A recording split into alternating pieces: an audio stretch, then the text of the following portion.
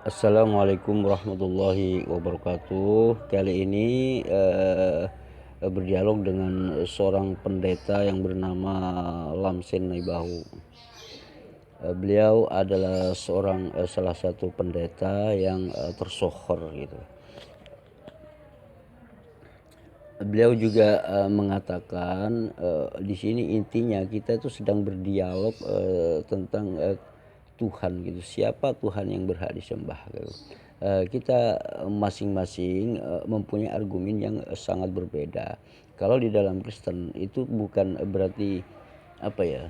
Katanya sifat dan wujudnya itu bisa berubah gitu. Artinya sifat dan wujud itu tidak abadi. Menurut pandangan Pak Lamsen. Yang abadi itu apa? Ucapannya, kalamnya gitu loh, gak berubah-berubah gitu loh. Cuman kalau fisik dan sifat itu berubah gitu. Nah, menurut pandangan saya sebagai seorang muslim, baik sifat maupun wujud maupun apapun itu tetap abadi, kekal dan tidak akan berubah. Baik sifatnya, baik wujudnya itu tetap tidak akan berubah. Nah, itu disebut abadi. Kalau misalkan wujudnya berubah atau sifatnya berubah, maka itu tidak dikategorikan sebagai abadi. Nah, kalau sesuatu yang berubah bisa dikatakan abadi, maka air dan es juga abadi kalau gitu. Padahal itu tidak gitu. Nah, untuk kelanjutannya mari saksikan. Tapi jangan lupa like and subscribe. Mudah-mudahan yang subscribe yang mendukung channel ini diberikan hidayah, juga dilancarkan urusannya, diberikan rezeki yang berlimpah ruah dan serta mendapat kesuksesan di dunia dan akhirat. Amin amin. Allahumma amin. Selamat menyaksikan. Nah, kalau misalkan di dalam Kristen asal gak tahu gak apa-apa, terus kemudian wis gak peduli, terus yang penting imani saja, jangan banyak tanya. Nah, itu seperti itu, hal-hal seperti itu amburadul gitu loh Pak Lamsen. Gak bisa orang seperti itu gitu loh Pak Lamsen. Itu apa ya, orang itu memang mengenal Tuhan. Kalau kita nggak mampu melihat Tuhan, maka kenali sifat-sifatnya, kan begitu. Contohnya, Anda juga nggak mampu melihat Yesus, kan begitu. Maka kenali sifat-sifatnya. Apa benar Yesus ini Tuhan, kan begitu kalau saya. Tuhan itu seperti apa, kan begitu. Seperti apa sifat-sifat Tuhan itu, kan gitu. Apakah Tuhan itu nggak abadi, gitu misal. Oh, kalau setiap manusia itu kan percaya Tuhan itu pasti abadi gitu. Segala sesuatu yang tidak abadi dia pasti bukan Tuhan gitu loh Bang. Cuman diklaim sebagai Tuhan gitu kan. Nah, klaim-klaim di sinilah yang disebut dengan dogma gitu loh. Artinya dibubui dengan sebuah dogma, dibubui dengan sebuah asumsi dan seterusnya. Karena apa? Karena dasarnya adalah klaim gitu. Nah, kan kembali juga kepada Al-Quran memperkenalkan Tuhan. Gimana sih omongnya Hasan Madura? Nah, beginilah, setelah kita tahu, setelah kita, mungkin ya Pak Lamsen itu sudah meyakini Yesus itu sebagai Tuhan, kan begitu. Meyakini, ini bicara tentang meyakini. Dan saya sebagai umat Islam meyakini bahwa Allah Subhanahu wa taala itu adalah Tuhan yang benar-benar Tuhan gitu.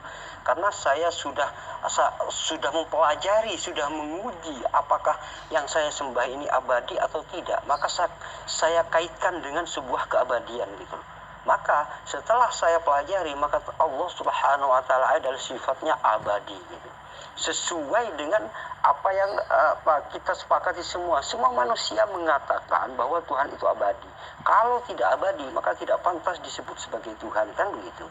Maka Allah Subhanahu wa taala ini adalah abadi gitu. Nah, pertanyaannya sekarang begini.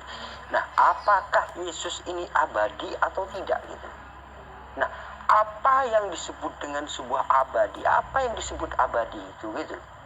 Nah, jika Pak Lamsen mengatakan Yesus itu abadi, maka bagaimana Pak Lamsen itu menjabarkan tentang abadi itu gitu?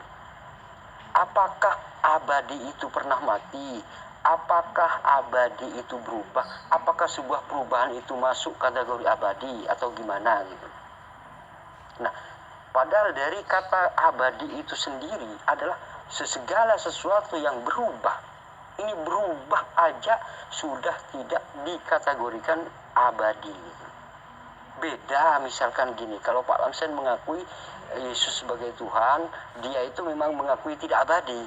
Nah ini beda lagi. Tetapi kalau Pak Lamsen mengatakan Yesus itu abadi, maka apakah benar Yesus ini abadi? Mari kita cek berdasarkan kalimat abadi itu sendiri, kan begitu. Hasan Madura, terlalu panjang penjelasanmu ya. Terlalu panjang.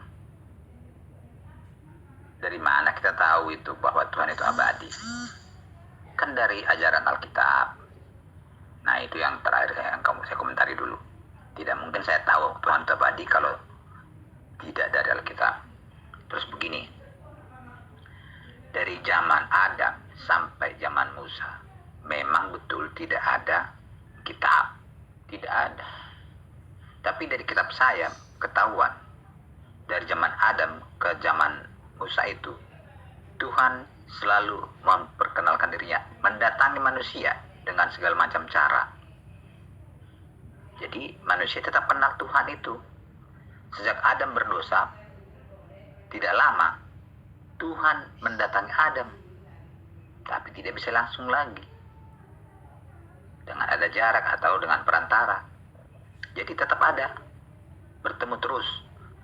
Ke Adam, ke anaknya, Adam menceritakan secara lisan. Jadi tidak sempat lupa. Terus ke keturunannya juga Tuhan mendatangi, seperti kepada Nuh misalnya, ya. Sebelum Abraham itu, kepada Abraham misalnya juga, ya kan. Pokoknya Tuhan mendatangi manusia itu. Jadi antara manusia dengan sebelum datang Tuhan, manusia melisankan kepada anak-anaknya, mengajarkan ajaran Tuhan itu. Terus sampai zaman Musa. Di zaman Musa baru tertulis ajaran Tuhan itu. Begitu. Jadi tidak pernah Tuhan meninggalkan manusia, tidak. Walaupun Tuhan membenci dosa, manusia tidak dibenci. Tuhan mengasihi manusia itu. Itu menurut Alkitab yang saya baca. Tidak pernah meninggalkan. Masalah mengenal Tuhan, ya, tidak bisa otak saya saya gunakan untuk memperkenalkan itu. Harus Alkitab. Dia yang lebih tahu Tuhan itu siapa. Karena sudah dicatat di situ. Jadi berbeda dengan teorinya Islam. Kalau kami tidak, Tuhan itu tidak pernah meninggalkan manusia. Tetap dituntun memperkenalkan dirinya kepada manusia, baik melalui mimpi, baik melalui apapun, dan terakhir melalui kitabnya. Tercatat. Begitu. Saya tahu Tuhan itu abadi ya dari kitabnya. Adam tahu Tuhan itu abadi, ya memang Tuhan itu sudah memperkenalkan diri kepada Adam. Tidak ada kitabnya. Dari mulut ke mulut. Hukum Tuhan sudah ada mulai dari Adam sampai Musa. Itu dari mulut ke mulut. Bisa kita cek Alkitab. Jadi dari mulut ke mulut itu. Tapi tidak terlalu lama, sehingga tidak melenceng. Tidak pernah salah. Jadi Tuhan Alkitab itu sangat teliti, sangat lengkap, sangat mampu dia menjaga firman-Nya, sangat mampu dia melindungi manusia dari kesalahan itu. Cuma manusianya yang apa? Yang melanggar. Manusia tidak mampu merubah-rubah hukum Tuhan, tidak mampu. Tetap ada sampai sekarang ini. Berbeda dengan tuduhan Al-Quran. Katanya manusia mampu merubah-rubah Taurat. Sudah hilang Taurat. Injil pun hilang. Sudah rusak. Jadi melecehkan kekuasaan Tuhan untuk menjaga firman Tuhan itu. Jadi Alkitab saya itu sangat percaya kepada Tuhan. Kami sangat percaya kepada Tuhan bahwa Tuhan mampu menjaga, melindungi ajarannya. Tidak seperti dugaan Al-Quran. Al-Quran tidak mampu menjaga firman, Tuhan tidak mampu menjaga firman-Nya. Tapi Alkitab mengatakan mampu. Tidak ada perubahan sedikit pun. Jadi saya tidak tahu dari mana itu mengatakan otak kita digunakan untuk menganalisa Tuhan itu, memperkenalkan Tuhan. Tidak bisa. Tuhan yang memperkenalkan dirinya kepada manusia. Ya. Tuhan tidak pernah meninggalkan manusia. Tetap diperhatikannya. Cuma manusia yang mau meninggalkan Tuhan. Terima kasih, Hasan Madura. Jelas, Yesus itu abadi. Dialah Tuhan itu. Kenapa saya katakan abadi? Dialah Tuhan yang mengenakan sifat kemanusiaan. Supaya dia ketahuan manusia, apa? Dia lahir. Dia dididik sampai besar. Mengikuti sifat kemanusiaan. Mati. Tapi matinya lucu. Bukan seperti mati manusia. Dia tidak sempat dimakan belatung. Tidak pernah busuk. Tidak sempat busuk. Hidup kembali. Loh. Itu keabadiannya di situ. Tidak pernah berubah. Apanya tidak pernah berubah? Sifatnya, perintahnya tidak pernah berubah. Kalau bentuk fisiknya kita tidak tahu. Bukan masalah itu. Tuhan tidak pernah berubah, maksudnya perintahnya, firmannya, peraturannya, sikapnya. Bukan masalah tubuh dia, bukan. Jadi beda cara pemikiran Islam. Jadi Yesus itu abadi. Mati, tapi tidak dimakan belatung. Hidup lagi, dia bangkit hidup. Naik sampai sekarang di surga. Abadi dia. Di mana kekurangannya? Tidak pernah berubah. Apanya tidak pernah berubah? Sifatnya kan tidak pernah berubah. Tetap mengasihi Tuhan. Mengasihi manusia, ciptaannya. Tidak pernah berubah. Perintahnya tidak pernah berubah. Bukan fisiknya. Fisiknya kita nggak tahu. Bagaimana fisiknya itu? Kita nggak tahu. Tuhan tidak pernah berubah. Jadi itulah beda dengan Al-Quran antara ajaran Islam, ya. Jadi Yesus itu adalah Tuhan kalau kita runut dari ajaran Alkitab. Jadi Tuhanlah yang mendatangi manusia dengan cara menggunakan sifat kemanusiaan. Terima kasih.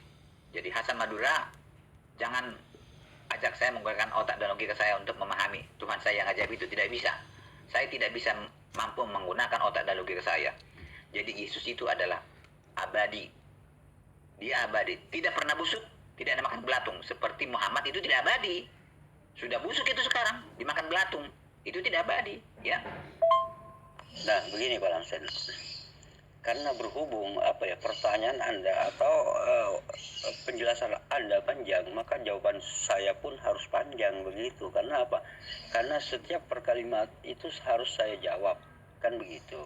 Nah, persoalannya di sini kan kita sekarang memang harus kepada kitab suci. Nah, kenapa Al-Quran mengatakan kitab suci yang terdahulu itu sudah bukan asli lagi. Nah, sebenarnya itu terbukti gitu. Yang disebut dengan kitab suci itu kan harus firman Tuhan, kan begitu ya. Kalau bukan firman Tuhan, itu berarti bukanlah kitab suci, kan begitu. Nah, sekarang saya analisa dari Bible gitu. Yesus dan Paulus ketika di penjara itu kan lebih dulu Yesus, kan begitu. Antara Yesus dan Paulus ini kan lebih dulu Yesus. Tentu saja kalau Injil itu kan Injil itu kan di Yesus. Nah, kenapa kejadian yang menimpa Paulus itu masuk dalam kitab suci sebagai kitab suci, kan begitu? Kenapa? Paulus di penjara. Salam ya kepada teman-teman rekan-rekanku yang di penjara. Nah, hal-hal seperti itu kan kejadian Paulus itu mengatakan begitu. Kenapa ucapan Paulus itu dikatakan firman Tuhan, kan begitu? Padahal Paulus di penjara itu kan Yesus sudah tiada gitu loh. Nah, ini ada upaya penyisipan, artinya apa? Menambah yang bukan firman Tuhan dimasukkan kepada kitab suci sehingga orang-orang mengira itu firman Tuhan, kan begitu? Nah, itu persoalannya gitu. Persoalannya di situ. Nah, juga kejadian Paulus ini sebenarnya bukanlah firman Tuhan, juga bukan kitab suci. Gitu. Tetapi apa ya? Orang-orang atau Paulus ini memasukkan yang di penjara itu sebagai bagian daripada kitab suci. Kalau disebut kitab suci, itu kan seharusnya firman Tuhan isinya. Kalau bukan firman Tuhan, itu bukan kitab suci. Ya, kan begitu. Nah, kalau Anda mengatakan, oh Tuhan itu abadi di dalam ajaran Anda, di dalam ajaran Kristen. Nah, persoalannya begini. Pertanyaan saya adalah, abadi itu apa menurut Anda? Apakah sesuatu yang pernah mengalami kematian itu abadi? Apakah sesuatu yang berubah itu abadi menurut Anda? Sesuatu yang berubah itu abadi. Nah, kalau pengertian dari kamus bahasa Indonesia yang disebut dengan abadi itu tidak pernah mati dan tidak pernah berubah sedikit pun, itu abadi. Itu menurut kamus daripada bahasa Indonesia tentang abadi tersebut gitu loh. Nah, kalau sudah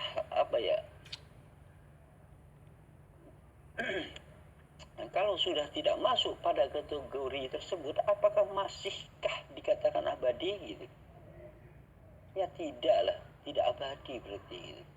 Artinya kalau misalkan Yesus itu berubah, Yesus itu pernah mati disebut abadi, maka segala sesuatu yang berubah itu abadi semua gitu. Contoh gini ya, misalkan air jadi es, itu kan nggak mati-mati, air jadi es gitu, cuma dia itu berubah gitu. Nah itu artinya kan sebenarnya itu tidak abadi. Kalau memang Yesus diakui sebagai Tuhan, maka es dan air itu juga bisa dianggap sebagai seperti itu gitu. Berarti semua yang ada di dunia ini abadi semua dong gitu. Gak ada istilah gak abadi gitu. Kalau abadi seperti Yesus gitu loh, dalam pandangan Anda gitu. Seharusnya kan seharusnya kalau memang Anda percaya Tuhan itu abadi, segala sesuatu yang tidak abadi tidak pantas disebut sebagai Tuhan. Poinnya sebenarnya di situ. Nah, beginilah Bang Sen. Saya tanggapi pernyataan Anda. Anda mengatakan Tuhan itu abadi dan Tuhan itu menggunakan sifat manusia, kan begitu. Artinya apa? Di sini baik sifat maupun wujud itu semua berubah. Nah, segala sesuatu yang berubah, baik sifat maupun wujud, itu adalah ketidakabadian. Manusia aja begini Bang Sen. Kalau manusia aja ya, manusia ini kan memang sifatnya itu ya manusia gitu. Yang berubah itu kan wujudnya, makanya dikatakan tidak abadi kan begitu. Segala sesuatu yang tidak abadi, misalkan air menjadi es, itu kan nggak mati Balansin, juga nggak mati itu Balansin, nggak bisa disebut mati kan, cuman dia itu berubah gitu, bentuknya itu berubah, maka disebut dengan tidak abadi kan begitu Balansin. Nah, segala sesuatu yang pernah mati atau pernah berubah itu tidak abadi kan begitu. Itu tidak abadi dan Anda mengatakan Yesus itu menggunakan sifat kemanusiaan. Nah, dari sifatnya aja sudah berubah Balansin. Bukan hanya sifat Yesus yang berubah, cuman fisiknya pun juga berubah.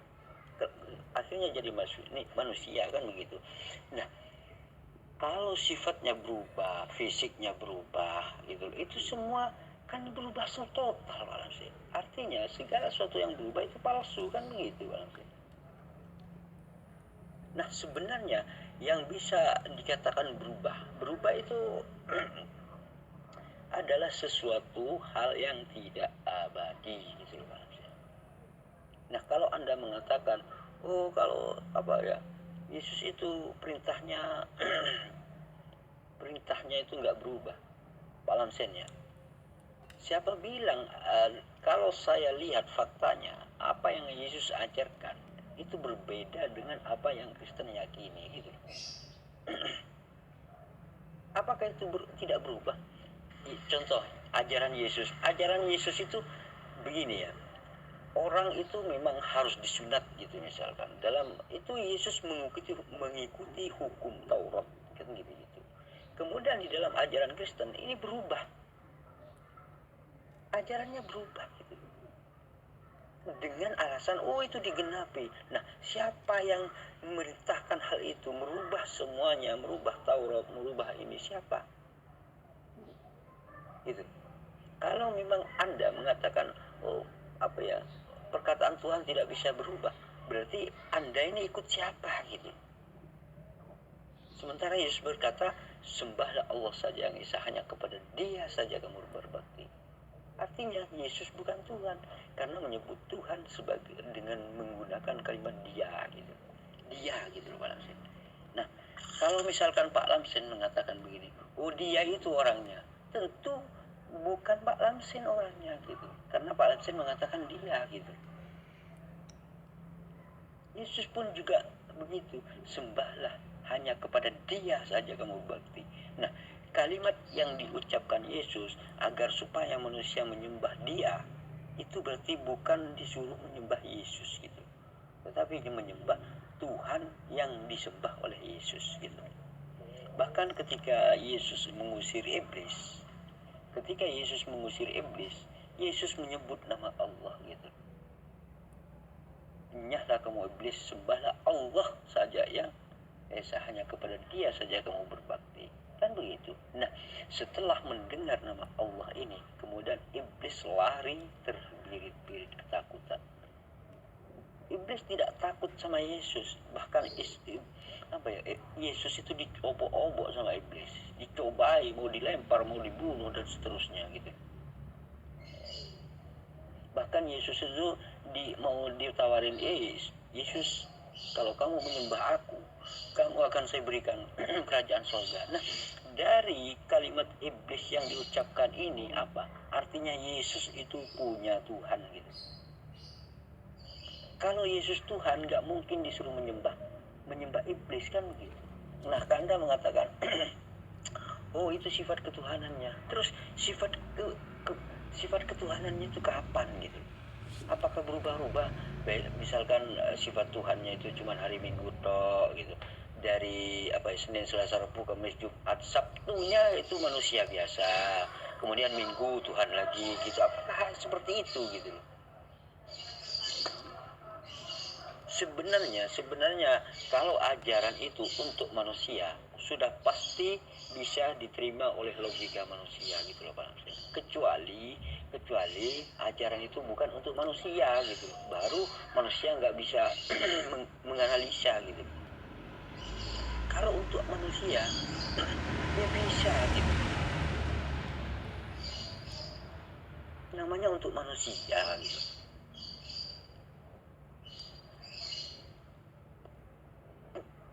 Walaupun mata ini tidak mampu melihat Yesus misalkan, tetapi bisa kita kaji dari sifat-sifatnya kan begitu. Sekarang ini kan nggak bisa dilihat Yesus kan begitu, nggak terlihat. Tetapi kita bisa mempelajari dari sifat-sifatnya gitu. Sifat-sifat Yesus jauh dari sifat-sifat Tuhan gitu. Karena Yesus sebenarnya sama dengan kita gitu. Sama dengan kita. Nah, kalau Yesus menggunakan sifat kemanusiaan, terus berarti wujudnya, berarti badannya itu Tuhan kan begitu. Karena hanya sifatnya manusia kan begitu. Nah, ketika Yesus itu disalib, dibantai, itu bukan sifatnya loh, tapi tubuhnya gitu. Nah, terus di mana letak ketuhanan Yesus itu di mana? Sifatnya manusia, wujudnya manusia gitu. Terus di mana Yesus itu Tuhannya gitu? Gak ada Tuhannya sama sekali. Sifat dan wujudnya itu semuanya sama-sama manusia. Gitu, bukan Tuhan gitu. Baik sifat, baik wujud, itu Yesus itu manusia. Gitu. Artinya, jika Anda mengatakan Yesus sebagai Tuhan, itu sama aja Anda menyembah manusia gitu. Karena begini ya, nama Yesus itu sendiri diberikan setelah ia lahir. Artinya, jika ada orang menyembah Yesus, itu namanya menyembah manusianya. Karena Yesus itu adalah nama kemanusiaannya Yesus itu. Yesus itu adalah nama manusianya. Manusia 100%-nya itu namanya Yesus gitu. Nah, ketika Anda mengatakan Yesus sebagai Tuhan, Anda telah menyembah manusia gitu loh. Nah, begitulah dialog kami, dialog saya dengan Bapak Pendeta Lamsen Naibahu. Nah, mungkin akan saya klarifikasi sedikit ya. Tadi ketika iblis berdiskusi, berdialog dengan Yesus, iblis mengatakan, jika kamu menyembah aku, maka akan aku berikan seluruh kerajaan dunia, kata iblis. Artinya dari pengucapan iblis ini kita sebenarnya sudah tahu bahwa Yesus punya Tuhan gitu. Yesus ini punya Tuhan gitu. Sehingga ditawari agar supaya menyembah iblis, kan begitu. Nah, disinilah kita tahu bahwa Yesus punya Tuhan karena disuruh menyembah iblis gitu.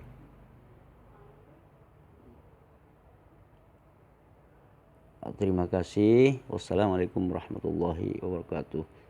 Jangan lupa like and subscribe. Mudah-mudahan yang subscribe channel ini diberikan hidayah oleh Allah Subhanahu wa taala, diberikan rezeki yang berlimpah ruah, juga diberikan kesuksesan dunia dan akhirat. Amin amin Allahumma amin. Assalamualaikum warahmatullahi wabarakatuh.